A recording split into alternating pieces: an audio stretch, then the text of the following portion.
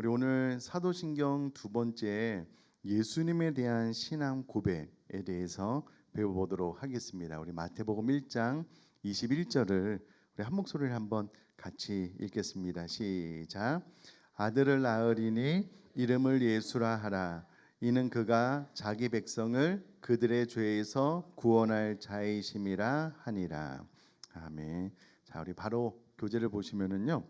우리는 지난 시간부터 사도신경을 배우고 있습니다. 지난 시간에는 사도신경의 역사와 첫 번째 고백, 전능하사 천지를 만드신 하나님 아버지를 내가 믿사오며 라는 고백이 어떤 의미를 담고 있는지를 배웠습니다. 그리고 오늘은 이어서 사도신경의 내용 중에서 가장 많은 부분을 차지하는 예수님에 대한 신앙 고백을 배우겠습니다. 사도신경 12항목 중 6개 항목이 예수님에 대한 신앙 고백입니다. 자, 사도행전은 12개의 항목으로 되어져 있는데 그 중에 6가지 항목이 누구에 대한 고백이라고요?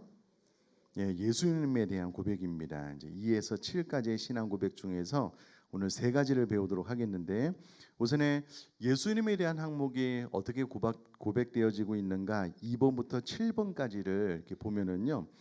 두 번째 예수님의 고백은 예수님의 이름에 대한 고백입니다. 그 외아들 우리 주 예수 그리스도를 믿사오니. 세 번째는 예수님의 탄생에 대한 고백입니다. 이는 성령으로 잉태하사 동정녀 마리아에게 나시고.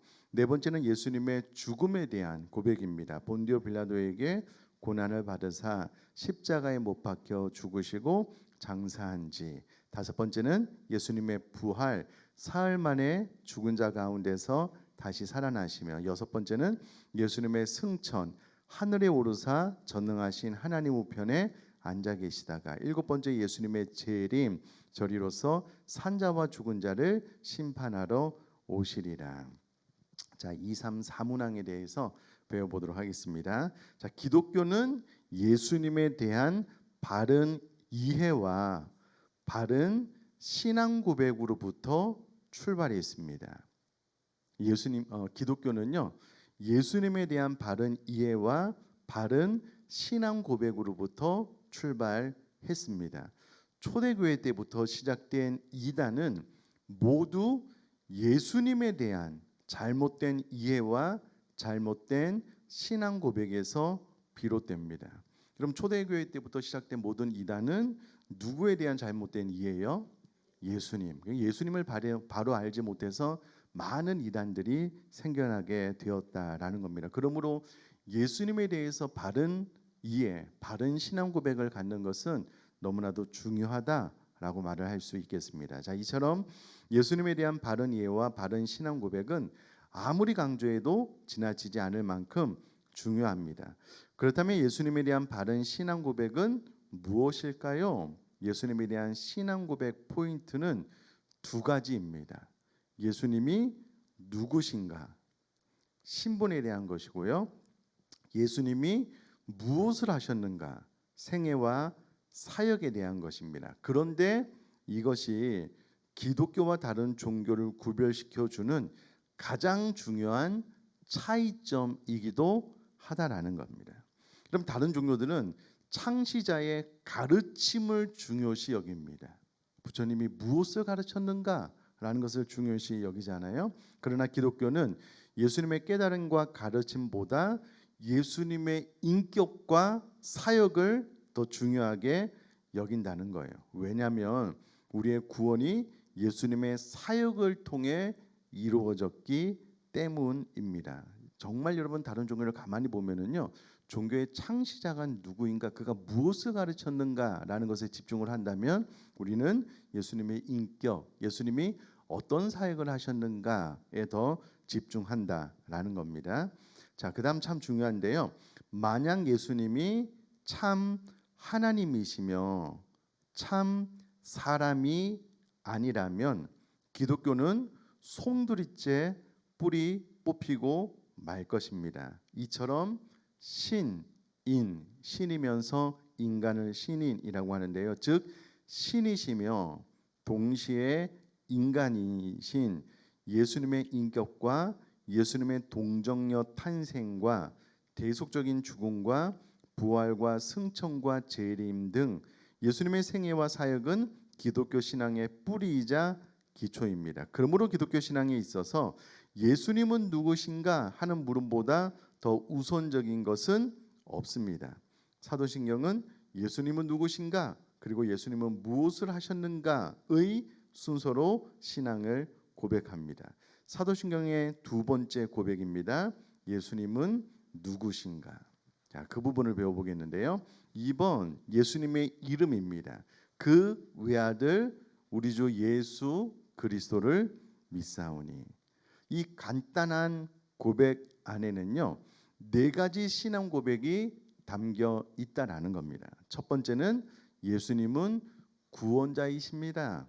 두 번째는 예수님은 그리스도이십니다. 세 번째는 예수님은 하나님의 아들이십니다. 네 번째는 예수님은 주님이십니다. 이 고백이 이 짧은 문장 안에 다 들어가 있습니다. 그러면 세분화해서 첫째, 예수님은 구원자이십니다. 이제 첫째가 예수님은 구원자이십니다라는 것을 배워보면은요, 예수님의 이름의 뜻이 자기 백성을 그들의 죄에서 구원할 자, 구원자입니다. 우리 마태복음 1장 20절, 21절 말씀을 우리 한 목소리를 한번 같이 읽겠습니다. 시작. 이 일을 생각할 때에 주의 사자가 현몽하여 이르되 다윗의 자손 요셉아 내 아내 마리아 데려오기를 무서워하지 말라. 그에게 잉태된 자는 성령으로 된 것이라. 아들을 낳으리니 이름을 예수라 하라. 이는 그가 자기 백성을 그들의 죄에서 구원할 자이심이라 하니라. 아멘. 그러므로 여러분 그 외아들 우리 주 예수 그리스도를 믿사오니라는 말 안에는 예수님은 나의 우리의 구원자이십니다 라는 신앙 고백이 담겨져 있다라는 겁니다. 그러니 여러분 이 신앙 고백 안에는 예수님을 구원자로 믿습니다. 예수님이 우리의 구원자입니다 라는 고백이 담겨져 있다라는 거고요. 자, 둘째, 예수님은 그리스도이십니다 라는 신앙 고백이 담겨져 있다라는 거예요. 그리스도는 기름 부음을 받은 자입니다. 과거에 선지자, 제사장, 왕을 세울 때는 기름을 부어서 세웠는데요. 이와 같이 예수님이 기름 부음을 받은 자로서 선지자, 제사장, 왕의 역할을 감당하셨다라는 건데요. 기름 부음을 받았다는 것은 하나님께 임명장을 받았다는 말과도 같습니다. 즉 선지자, 제사장, 왕은 모두 하나님의 일을 하기 위해 하나님께 특별히 임명된 사람들입니다. 그럼 선지자는 어떤 일을 했는가? 하나님을 대신하여 사람들에게 하나님의 말씀을 전하는 사람으로서 그 사역을 감당을 했고요. 제사장은 사람들을 대신하여 하나님께 사람들의 죄를 용서받게 하기 위해 성전에서 제물을 드린 사람입니다. 중보자의 역할을 감당을 했고요. 왕은 하나님을 대신하여 사람들을 다스리는 자인데 예수 그리스도는 선지자로서 가르치심, 제사장으로서 죄를 사하심, 왕으로서 다스리심. 그러니까 예수 그리스도는 선지자 땡땡 가르치심, 제사장 땡땡 죄를 사하심, 왕 땡땡 다스리심. 이렇게 정리를 해 놓으시면 될 것 같습니다. 교회가 예수님이 그리스도십니다 라고 고백하는 것은 예수님이 선지자로서 또한 제사장으로서 왕으로서 교회와 세상을 다스리고 계신 분이라고 믿는 것입니다. 이것을 고백하는 것이 바로 예수의 이름 그 외아들 우리 주 예수 그리스도를 믿는다라는 고백 안에 담겨져 있는 내용이고요. 우리가 예수 그리스도를 믿습니다라고 했을 때 예수님의 선지자, 제사장, 왕으로서의 직분 감당하신 것을 믿습니다라는 것을 고백하는 것입니다. 자, 셋째는 예수님은 하나님의 아들이십니다라는 건데요. 독특한 부분이 있습니다. 잘 들으셔야만 됩니다. 그 외아들이라는 것은 하나님의 아들이다라는 의미인데 신약 성경이 예수님을 독생자로 부르는 것은 하나님의 하나밖에 없는 아들이라는 의미가 아니라 교재에는 좀 강하게 표현을 하고 있는데요. 하나님의 하나밖에 없는 아들이라는 의미도 있습니다. 그러나 그것보다 더 중요한 의미는 예수님과 하나님 아버지는 영원 전부터 동등한 신성을 가지고 교제해 오신 독특한 관계라는 의미가 더 강합니다. 여러분, 우리는 독생자 예수라고 했을 때에 우리 머릿속에 어떤 이미지가 떠오르냐면 하나님의 하나밖에 없는 아들이라는 의미가 더 빨리 우리 머릿속에 떠오르잖아요. 근데 보다 더 정확한 의미는 하나밖에 없는 하나님의 아들이심이 맞지만, 그러나 그것보다는 예수님과 하나님 아버지는 영원 전부터 동등한 신성을 가지고 교제해 오신 독특한 관계를 독생자라는 말로 표현을 했다라는 의미가 더 많다는 거예요. 그러니까 두 가지 의미가 다 있는데 후자가 더 강조된 의미다라고 생각을 하시면 될 것 같습니다. 그러므로 우리가 예수님을 하나님의 아들이라고 부르는 것은 예수님이 삼위일체 하나님 가운데 한 분이심을 고백하는 것입니다. 이제 이 고백이 우리들의 신앙 고백 안에 담겨져 있다라는 거예요. 그러니까 예수님은 삼위일체 하나님 가운데 한 분이십니다라는 것을 그 외아들 예수 그리스도를 믿사오니 이 고백 안에 함께 고백하고 있는 것이고요. 네 번째는 예수님은 주님이십니다. 우리 주라는 고백이 있기 때문에 예수님을 주님이라 부르는 것은 예수님이 나의 왕이시며 나의 주인이시라는 것입니다. 예수님을 주님이라 부르는 것은 내가 가진 모든 것, 즉 생명, 건강, 재능, 시간, 물질 등이 모두 주님의 것이라고 인정하며 살아가는 것입니다. 여러분 잠깐만 멈추고 저를 한번 보실래요?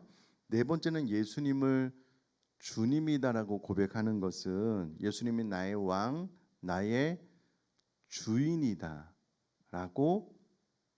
고백하는 것을 의미한다라고 지금 우리가 배우고 있습니다.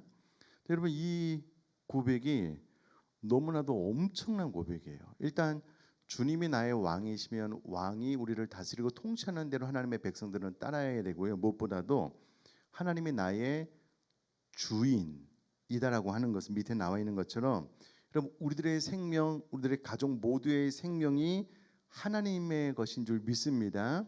시간, 재능, 물질 이 모든 것들이 다 하나님의 것이라고 이 신앙 고백 안에 고백하는 거예요.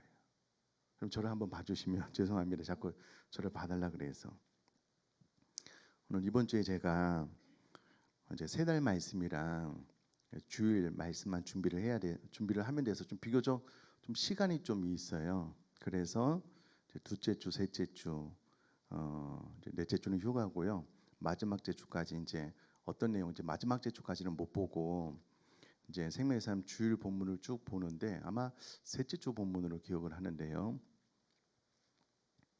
하나님께서 에스겔에게 이스라엘 백성들이 너무 완악해서 듣지 않으므로 하나님께서 에스겔에게 갑자기 그의 아내가 죽을 것을 이야기를 합니다.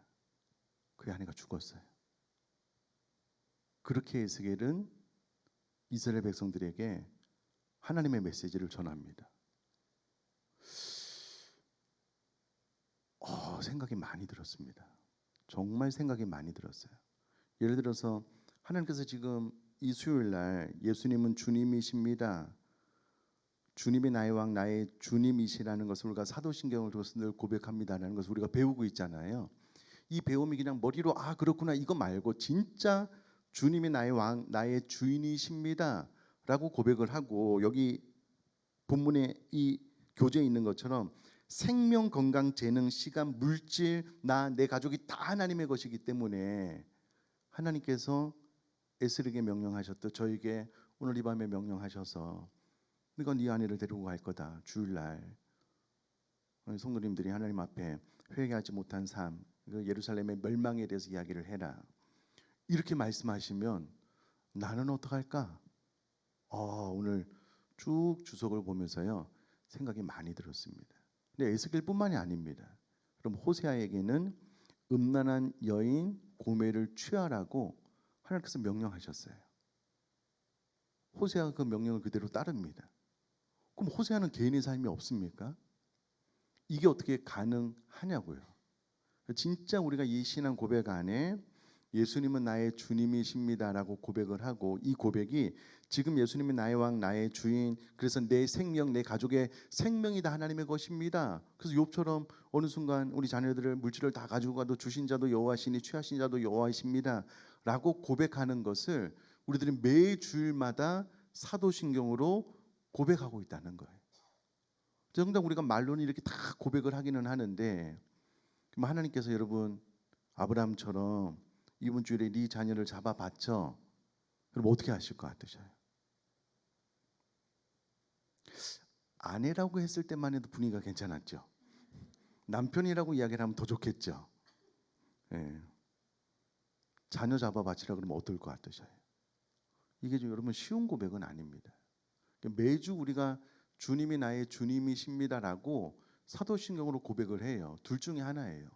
진짜 이 고백을 내 마음, 내 신앙을 다해서 고백하는가? 또 고백 따로 나 따로, 고백 따로 하나님께서 명령하시면 그때 가서 좀 생각해 볼게요. 둘 중에 하나잖아요. 이 고백이 사실이 아니든가, 진짜 이 고백의 의미를 알고 마음을 다해서 내가 그렇게 되기를 원합니다라고 고백하는 것과, 그렇지 않으면 늘 하나님 앞에 말로만 고백하는 거예요. 말로만. 아들 잡아 바쳐라, 아내 너 내가 데려가겠다, 이게 나의 메시지가 될 것이다. 아이고 하나님, 말도 안 되는 소리 하지 마십시오. 그건 안 됩니다. 그렇다면 정말 주님이 우리의 주님이시냐고요.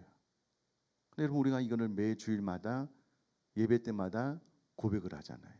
근데 이와 같은 내용을 정확하게 알고 그 의미를 마음에 새겨 고백해야 된다는 거예요.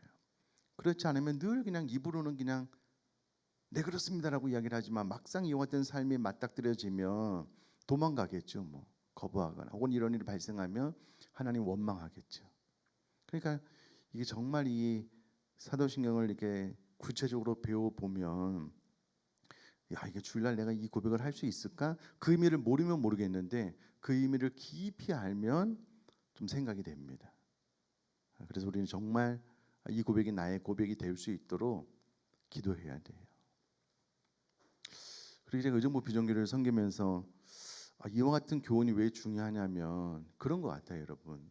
우리가 이와 같은 고백에 진심이 되면, 예를 들어서 처음에 이제 제가 예수전도라는 책을 보면서요, 하나님께서 예수전도자를 세우시고 초창기 때는 기적적인 방법으로 선교사님들을 살려주셨어요. 많이 찬양하고 경배하고. 그런데 때가 되면서 예수전도단 안에 순교자들이 생기는 거예요. 하나님께서 그 영혼을 받으시는, 이 땅에도 순교자의 피가 뿌려져서 젊은 날 토마스 선교사님도 그렇고 복음을 전개해서 하나님의 부르심을 받았잖아요. 그러면 진짜 예수님은 나의 주인이십니다라는 신앙 고백이 없으면은요, 선교지에 가서 아내가 풍토병으로 죽었어요. 그런 일들이 비일비재합니다. 있어요. 남편이 사역 나가서 아침에 갔다 올게 저녁에 돌아오지 않아요. 시신도 찾지 못하고, 그런 일들이 선교 현장에서 있습니다. 그러면 이와 같은 고백이 나의 고백이 되지 않으면 시험에 들기 딱 좋죠. 하나님을 원망하기 딱 좋죠. 열심히 선교하다가 믿음까지 저버리고 한국으로 돌아오는 그런 케이스가 되겠죠. 선교사님들만 그러냐고요. 우리도 마찬가지입니다. 이와 같은 진짜 마음 다한 신앙 고백이 없으면 내 삶 가운데 이런 일이 발생하면 당장 원망해요. 하나님 왜 나에게 이런 일이 발생하냐고. 암이요? 불치병이요? 이건 아니잖아요. 아니 주신 자도 여호와시니 취하신 자도 여호와이십니다. 주님이 나의 생명의 주인이십니다. 맨날 입술로는 고백했는데 막상 맞닥뜨려지면 안 돼요. 그러니까 이와 같은 믿음과 신앙을 이제 수요 성경 공부를 통해서 배울 때에 이 고백이 진짜 말로만 아닌 입으로만 아닌 내 마음의 고백이 될 수 있도록 공부하시면서 기도하셔야 돼요. 그래야지만 진짜 하나님이 내 삶의 주인이 되십니다. 이 고백을 하나님께서 기뻐 받으시게 될 겁니다. 자, 계속해서 3번 세 번째 고백입니다. 예수님의 탄생에 대한 고백인데요. 이는 성령으로 잉태하사 동정녀 마리아에게 나시고. 자, 예수님은 성령으로 잉태하사 동정녀 마리아에게 나심으로 완전한 하나님이시면서 동시에 완전한 인간이십니다. 예수님은 완전한 하나님이신 동시에 완전한 인간이 되어 우리를 구원하러 오셨습니다. 왜 이렇게 오셨을까? 이제 통상적인 남녀의 성관계를 통해서 태어나는 모든 사람은 원죄를 가지고 태어나게 되고요. 죄인이 죄인을 구원할 수 없기 때문에 예수님이 이 땅에 오실 때 죄 없는 모습으로 오셔야만 됐습니다. 그래서 그 방법으로 동정녀의 몸에서 성령으로 잉태되셔서 사람이지만 죄가 없는 몸으로 오셨습니다. 저를 한번 봐주시면은요. 여러분 세상에 많은 종교는 이성으로 이해가 되는 부분이 대부분입니다. 근데 왜 기독교는 유독 예수님의 출생부터 말도 안 되는 이야기를 해놨을까요? 어떻게 정자와 난자가 만나서 아기가 생기지 말도 안 되는 성령으로 잉태가 된다. 혹은 예수님께서 죽었다가 살아나셨다. 왜 이런 메시지를 성경에 기록을 해놨을까요? 이게 사람이 기록한 거라면 이렇게 시도조차 안 할 거예요. 왜냐하면 이성을 가진 사람이라면 이와 같은 내용을 누가 믿겠습니까? 그래 가장 합리적으로 가장 이성적으로 성경이나 어떤 논리를 펼쳐 나가겠죠. 이게 말도 안 되는 이야기 같지만 그렇기 때문에 기독교가 더 진실입니다. 말도 안 되기 때문에 기독교는 진실입니다.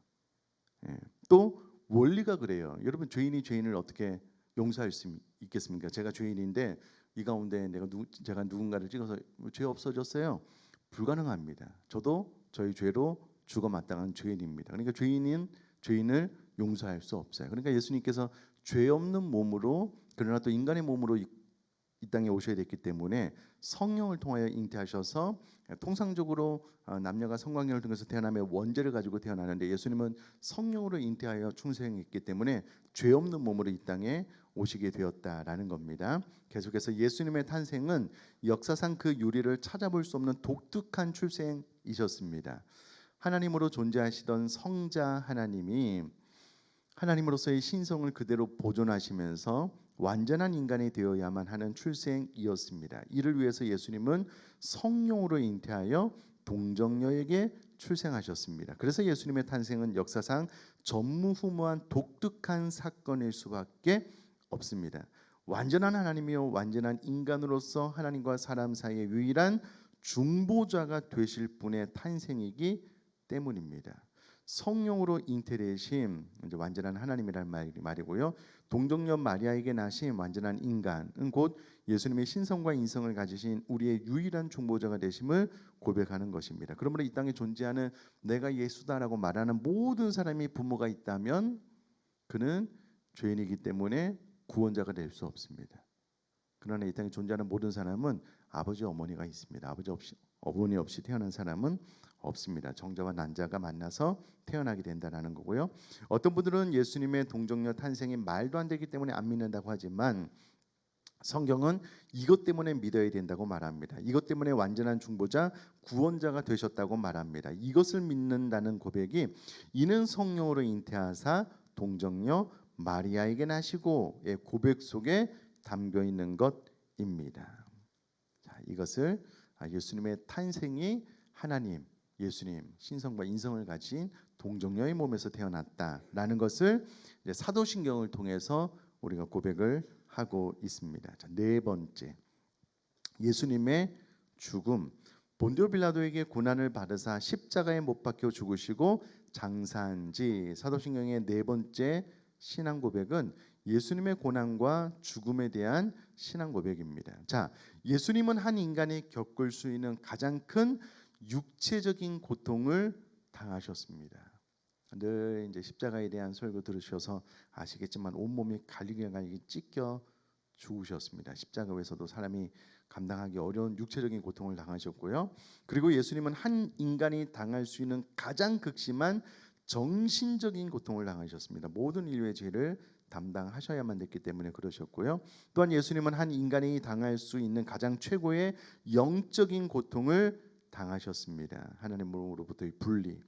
예수님은 하나님으로부터 사람들이 겪어보지 못하는 완전한 버림받음을 당하셨습니다. 십자가에 가상칠언 중 네 번째 말씀인 나의 하나님 어찌하여 나를 버리셨나이까 라는 예수님의 외침은 바로 하나님께 철저히 버림받아 영원한 지옥의 고통을 당하신 것을 말합니다. 예수님은 지옥의 고통도 당하셨습니다. 자, 왜 예수님이 이러한 고난을 받으신 것일까요? 우리의 고난을 대신 받으신 것입니다. 고난받는 우리를 이해하시며 우리를 돕기 위해서입니다. 그런데 사도신경은 왜 예수님의 고난과 죽으심과 관련하여 본디오 빌라도라는 인물을 거론하는 것일까요? 그가 그렇게 나쁜 인물이기 때문에 그럴까요? 일단 빌라도 총독은 AD 26년부터 36년까지 유대 지방을 다스렸던 역사적인 인물입니다. 근데 왜 우리가 본디오 빌라도에게 고난을 받으사라고 고백을 할까? 여러분, 빌라도가 그래도 예수님을 놓아주려고 애를 쓴 건 아시죠? 열심히 나름 노력을 했잖아요. 그러나 군중들의 민요가 날까 봐서 어쩔 수 없이 내어주기는 했는데 빌라도가 그렇게 나쁜 사람이냐라고 했을 때에 그거보다는 4페이지를 보시면은요. 이는 빌라도가 역사적인 인물인 것처럼 예수님의 고난과 십자가 죽음 사건도 역사적인 사실이라는 것을 강조하는 것입니다. 자, 이런 것도 제대로 배우지 못하면 빌라도가 진짜 못됐다 이제 이렇게 생각을 할 수가 있는데 오히려 그거보다는 예수님의 죽음을 본디오 빌라도라는 이름을 넣음으로써 역사적인 사실이다라는 것을 더 강조하기 위한 목적이 있다라는 것을 잘 이해를 하시면 되겠고요. 예수님은 우리를 구원하시려고 우리가 살고 있는 역사의 한가운데서 죽으셨습니다. 우리가 사도신경으로 이 고백을 드릴 때마다 이것은 역사 안에서 일어난 분명한 사실로 고백하게 되는 것입니다. 왜 예수님의 죽으심이 인류 역사상 전무후무한 독특한 죽음일까요? 본래 죽음은 죄의 값입니다. 모든 사람이 죽는 것은 모든 사람이 죄인이기 때문입니다. 인류의 조상 아담의 불순종으로 인해 죄가 이 세상에 들어왔고 죄로 말미암아 죽음이 이 세상에 들어온 것입니다. 하지만 예수님은 성령으로 잉태하여 동정녀 마리아에게 나셨기 때문에 완전한 인간이기는 했지만 죄는 없는 분이셨습니다. 그렇다면 예수님은 죽으실 이유가 없습니다. 그런데 왜 예수님이 죽으신 것일까요? 예수님이 죽으신 것은 자신의 죄 때문이 아니라 우리를 위하여, 즉 우리를 대신하여 죽으신 것입니다. 이것이 가장 독특한 점입니다. 예수님을 제외한 모든 사람은 자신의 죄 때문에 죽습니다. 그러나 예수님은 우리 죄인들이 죽어야 할 죽음을 대신 죽으신 것입니다. 그런데 한 가지 우리가 더 깊이 생각해 보아야 할 점이 있는데 죽으시되 왜 하필이면 십자가에서 죽으셨는가 하는 점입니다. 성경이 예수님이 온 인류를 위해 이 땅에 오셔서 대속적 죽음을 당하실 것이라고 예언할 당시에는 십자가 형벌이 있지도 않았습니다. 그러면 이사야가 예언할 때 당시만 해도 십자가 형벌 자체가 인류 역사에 존재하지 않았습니다. 그 형벌 자체가 없었는데 성경은 십자가 죽음을 예언해 놓으셨고 역사 안에서 십자가 형벌이 사람에 의해서 만들어지게 되고 예수님은 성경의 예언대로 십자가에서 죽으셨습니다. 왜 예수님께서 십자가 위에서 죽으셨을까? 그것은 십자가의 죽으심으로 예수님의 대속적인 죽음의 의미가 가장 분명하게 드러나도록 하시기 위한 것입니다. 예수님께서 우리 죄를 대신하여 죽으셨을 때 십자가만큼 우리 죄를 대속한다라는 것을 강력하게 전달해 주는 것이 없었기 때문에 십자가 죽음을 예언해 놓으셨고 역사 안에서 인간이 십자가 죽음을 만들었고 예수님께서 십자가 위에 달려 죽게 되셨다라는 거죠. 십자가 처형은 예수님 당시에 수많은 사형 방식 중에서 반역자에게 내려지는 끔찍한 형벌이었습니다. 십자가 처형이 끔찍하고 무서운 것은 고통을 가장 오랫동안 맛보게 하는 처형 방식이기 때문입니다. 십자가에 매달리는 사형수들은 십자가에 매달리기 전에 낙과 못 혹은 생선 가시 날카로운 것이 달린 채찍으로 매질을 당합니다. 이때 벌써 사람들은 반죽음이 됩니다. 그리고 십자가에 매달아 죽을 때까지 내버려 둡니다. 대개 십자가에서 매달린 사람들은 3일씩 가곤 했습니다.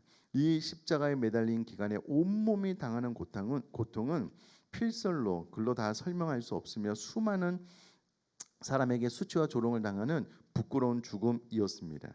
이러한 십자가 사형 방식은 우리 인간의 죄로 인한 형벌의 크기를 가장 잘 보여줍니다. 이 크기를 가장 잘 보여준다는 것은 예수님이 대신 십자가에서 죽으신 사건이 없었다면 우리가 지옥 형벌을 이와 같은 고통을 당한다라는 것을 말해주기도 하겠지요. 십자가의 무서운 처벌은 하나님께 반역한 죄인이 하나님의 무서운 진노와 형벌을 받을 것에 대한 가장 좋은 시청각 교재입니다. 예수님이 남은 십자가에 매달려 돌아가신 것은 분명 하나님의 저주를 받은 것입니다. 마지막 5페이지를 보시면 그렇다면 왜 예수님이 하나님의 저주를 받으신 것일까요? 계속 반복되고 있는데요. 그것은 바로 죄인 된 우리가 죄값으로 받아야 할 하나님의 저주, 즉 하나님의 심판과 형벌을 예수님이 무엇 받으신 것일까요? 대신 받으신 것입니다. 바울은 왜 예수님이 십자가에서 하나님의 저주를 받아 죽으셨는지를 분명하게 말합니다. 우리 갈라디아서 3장 13절 말씀 같이 읽겠습니다. 시작.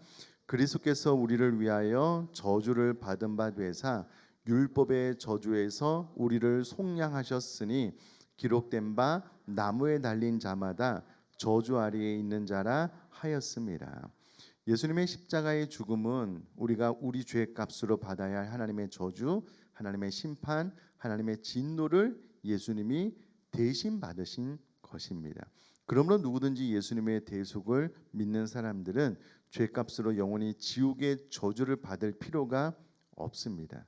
예수님이 우리 대신 영원한 지옥의 형벌을 다 받아주셨기 때문입니다. 그래서 예수님의 십자가 죽음의 의미를 알고 믿는 사람은 오직 그리스도의 십자가만을 자랑하게 되는 것입니다. 이것이 사도신경의 네 번째 고백, 본디오 빌라도에게 고난을 받으사 십자가에 못 박혀 죽으시고 장사한 지에 담겨 있는 의미입니다. 자, 여러분 네 번째 고백을 보면 본디오 빌라도라고 왜 적어 놓았다고요? 역사적인 사실이다.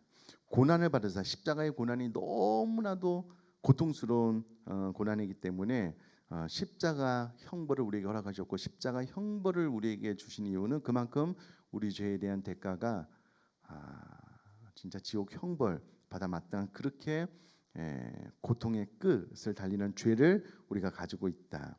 십자가에서 예수님께서 못 박아 죽으시고 장사되었다라는 것을 우리가 이제 신앙 고백으로 하고 있다라는 겁니다.